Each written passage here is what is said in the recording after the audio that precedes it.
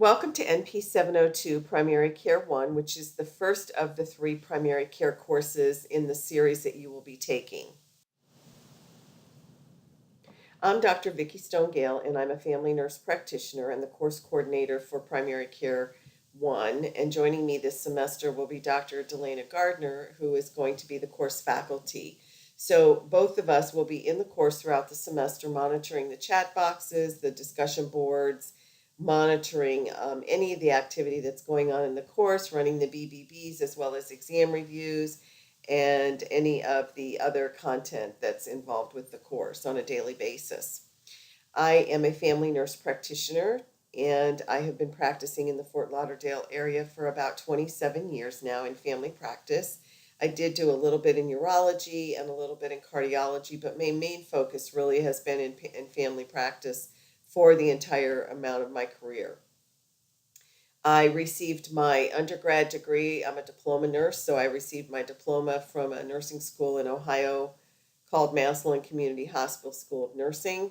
And then I went on to get my bachelor's and my master's degree as a nurse practitioner at Barry University in Miami, Florida, and then did my doctor of nursing practice at University of Alabama at Birmingham and completed that in 2011. I have been teaching for approximately 7 years, and I've been teaching this primary care course for almost 2 years now. So we're really excited to have you in the course this semester, and Dr. Gardner will also put a little blurb about herself in the people section of the course so you can read about her and what she has been doing. She is a Frontier Nursing graduate with her DNP, so that should make you a little more comfortable. She knows what you've all been going through. We will have a BBB orientation and question and answer session on Monday, October 2nd at 2:30 p.m., and that will be in the BBB, and I will be sending out an invitation in the morning for that. If you cannot attend, it will be recorded for you as well as all the other sessions. The orientation will cover the syllabus, we'll go over the course schedule and the general course instructions, as well as the modules, the exams and the assignments, the grading policies, communication, honor code, social media policies, and proctorio. As far as course content goes, there is a lot of content in Primary Care 1. There is a family health model because we do feel that it's really important that families are included in the care of the patient. We're going to be really getting you acclimated to breaking bad news to patients, and we'll be doing a simulation activity in regards to that. Eyes, ears, nose, sinus, pharynx, mouth, neck disorders will be all covered in Module 1. So as you can see, it's a pretty heavy module, and really all 5 of the modules are pretty heavy, but we've broken them down into 2-week sections, which gives you time to really focus on the content that's in those modules. Module 2 is going to be on male GU as well as renal and bladder disorders of male and female. Module 3 will cover all of dermatology, so you'll have dermatology for 2 solid weeks. And then we'll move into chronic and arthritic musculoskeletal disorders, which would be fibromyalgia, gout, osteoarthritis, rheumatoid arthritis, lupus, and then go into the anemias. And we do a little brief discussion on blood disorders with acute lymphocytic and chronic lymphocytic leukemia, as well as HIV, and just really touch on how you're supposed to recognize those problems, not manage those problems. But you will be managing anemia. And then Module 5 is upper and lower body musculoskeletal disorders, and that will be covered over a 2-week span also. So you can see that there's a lot of content in this course that you're going to have to be responsible for. So how do we want you to get started? Well, one of the things is to attend the BBB or listen to the BBB for the orientation. And then in week 1, start really thoroughly looking at the syllabus, reading all the information in the course, starting in the modules and go all the way down through all of the modules. Make sure that you read everything in the course before you start because there's a lot of information. Listen to the communication, policy, honor code, social media, and put your name. There's a place in the module section which is in the first bracket section where you can place your name in the student demographic section. And this is really nice if you've joined a study group or if we want to try to reach you and we don't know what your work hours are, if you put your work hours in there, that's a great tool for us to contact you during those hours. And it's also great for your colleagues and your classmates to contact you if they want to form a study group. You do not have to put your phone numbers in there. You can just put your FNU email in there, and that would be fine. And then you're going to go ahead and just start head on into Module 1.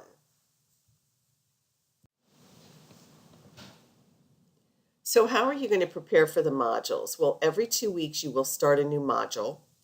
And the best way, really, for you to do this is to be very systematic. Look at the objectives, read the objectives, understand what content is going to be in the module. All the topics are going to be listed for you. Go through the module readings and make sure you're doing those readings. Only read the content that's listed in the module because you don't need to read anything in addition. If it's not on the list of topics, you don't need to read it. If you choose to read it for your own benefit, that's fine. But look at the syllabus for the specific topics and look at the modules and follow that for that. There's going to be PowerPoint Camtasias in there, which will be lecturing to you. And we find some awesome YouTube videos usually that are just great that we incorporate into the modules. And there's a lot of things that you can pick up from those videos. And then the quiz information is in every single module. So make sure you go from top to bottom with the modules and you learn what's in those. As we look at the graded content for the course, there will be some different quizzes and assignments due. There will be a open book quiz in week 3, and that open book quiz is the only quiz that will be open book in the course. And the reason for that is because we wanted you to at least get a feel for what the quizzes are going to be like, what the questions might be like, and it'll just give you a good idea on what to expect for your further quizzes and exams. There's also 3 closed book quizzes. One is in week 5, one is in week 9, and then one in week 10. And all of the quizzes are remotely proctored, as well as the midterm exam, which will be due in week 6. And that usually is consisting of maybe about 40 to 50 questions, depending. And you must achieve an 80% average on all your exams to pass the course. Now, that doesn't mean you have to get an 80% on every single exam. You could get a lower score on one exam or a higher score on another exam or quiz and still pass the course. But overall, for all of the quizzes in the midterm, you need to have an 80% average on all exams to pass the course. And that is before we even look at the grades for all of your written content. There's also 2 assignments. One is a SOAP Note challenge assignment with written prescriptions. And with that, you are going to be challenged to try to figure out what the diagnosis is. You will be with the faculty on the big blue button, and we will be listening to you after we have given you a chief complaint. You'll work through the whole process of a SOAP Note to come up with the final diagnosis and the treatment plan, and then we'll write 2 prescriptions for whatever diagnosis or treatment you're going to have to make a decision on. There's also a Breaking Bad News simulation activity, and this is something that we did fresh and new last semester, and it was wonderfully received by the students. And this is using standardized patients from Wright State University. And we will be pairing you with a standardized patient, and you will be breaking bad news to the patient on the big blue button as we go through the sessions. There's a lot to discuss about that, much more to follow, but that'll give you just a little bit of an overview on what kind of grading you can expect. So when we look at the grade breakdown, we have 4 quizzes, which are worth 10 points each, which will total 40% of your grade. And then the midterm is worth 40 points, which will give you 40% of your grade to total 80% for all of those. The SOAP Note challenge with the written prescription is worth 20 points or 20% of your grade. And the Breaking Bad News simulation is a pass-fail. So you either pass it or you fail it. And most all the students pass it. They do very well. The only way you would really fail this is if you don't do it, or you don't participate with your standardized patient, or you don't participate in the debriefing with the faculty. Other than that, you'll do fine with this assignment. It's really a very nice, fun assignment that you definitely need moving forward into practice. When we talk about exams, there's no paper or pencil, no phones, no food, no one in the room with you, including pets. You can't have your cat crawling across the screen. You can't have your cat on the desk. You can't have your dogs barking. You can't have your kids in the room. You can't have your husband coming in the room. And you cannot be talking to yourself when you're doing the exam. There are no makeup quizzes or exams. I cannot stress this enough to you. I have had up to 5 students a semester fail my course because they forgot to take the quiz on the date it was due, or they forgot to take the exam by the date it was due. And this is such a disappointment when you get to week 7 or 8 of the course and you are supposed to take a quiz and the deadline is Sunday night and you realize on Monday that the quiz closed yesterday. So you will fail the course because you can't pass when you're missing that amount of points. So I can't stress to you enough the importance of making sure that you are actually taking these quizzes and exams on time. They're open for 1 full week. So you have, usually 1 full week to take them. There's no extensions on exams or quizzes unless it's a medical emergency that can be documented by a doctor's note, or it's a family emergency that can be documented by a doctor's note. And there are no exceptions to this, because if I do it for one, I have to do it for everyone, and we can't do that. There's also a 5-minute review at the end of the quizzes and the exam.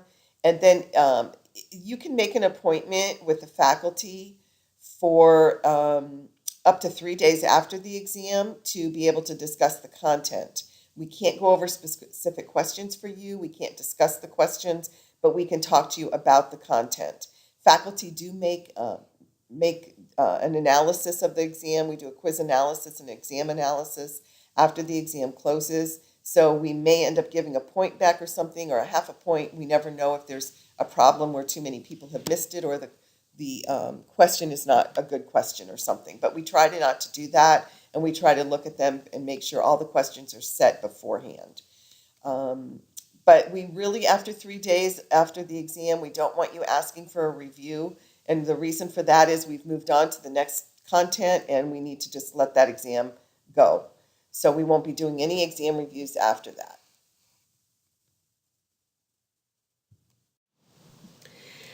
So you may not know how to take a test, and I can't tell you how to take an exam. I can't tell you how to study. Only you know the best way for you to study. But I highly recommend you go to this website and you take the questionnaire for the VARC, because the VARC really gives you a good idea on what your learning style is. And I took this and I was amazed. It was right on the head. And everybody I know that has taken this questionnaire, it ends up being very specific to them. So I would like you to go on to this website and go ahead and do that. So, what are some of the do's and don'ts for the course? Well, my recommendation for you is to plan to have your assignments done 1 week ahead of time. If you populate that 1 week ahead on your calendar from the due date, then this gives you a time to make changes, make any corrections, to add anything, delete anything, revise anything that you want to do. Um, you do need to notify the faculty within 48 hours in advance if you need to extend an exam or an assignment because of a medical emergency. That it's going to be, depending on a case by case basis, it may or may not be approved. And it really is going to depend on the circumstances. But you need to notify us 48 hours in advance if there is a medical reason that you are not able to complete your assignment or take your exam. I do recommend that you find a study partner or a group to get into, because this really has helped the students many times. And if you go into the first little bracket of the course under modules, you'll see that there's like a section there where the students have given you tips on how to be successful in the course. And I think it would be a good idea for you to maybe read those. Let faculty know if you're having difficulty.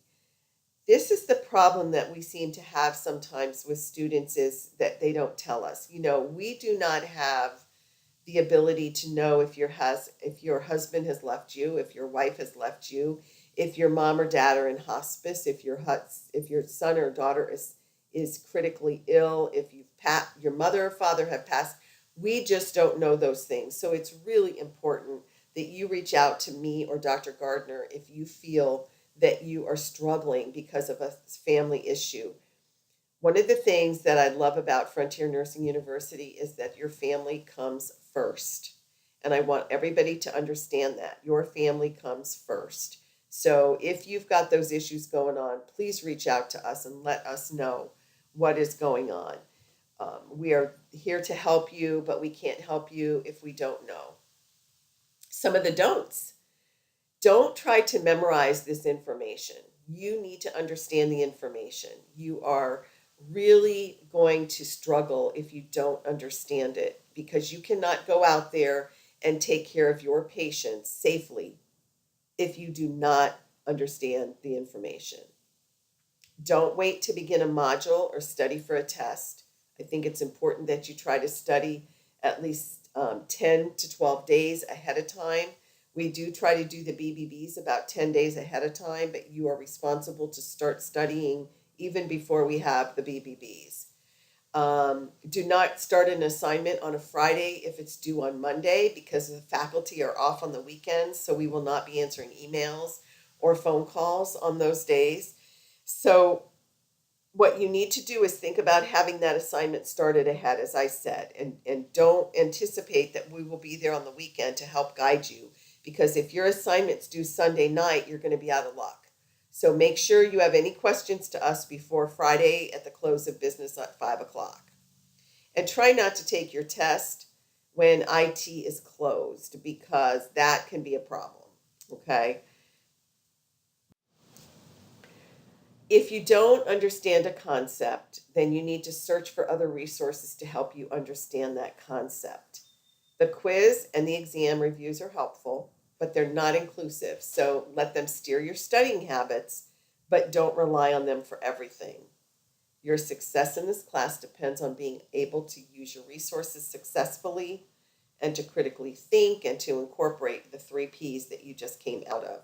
So you are going to be bringing your physical assessment skills, your pathophysiology knowledge, and your pharmacology knowledge to this course. And if you don't do that, you're going to have a really hard time in the course. So make sure you have all those 3P books available to you when you're going to be working in the course.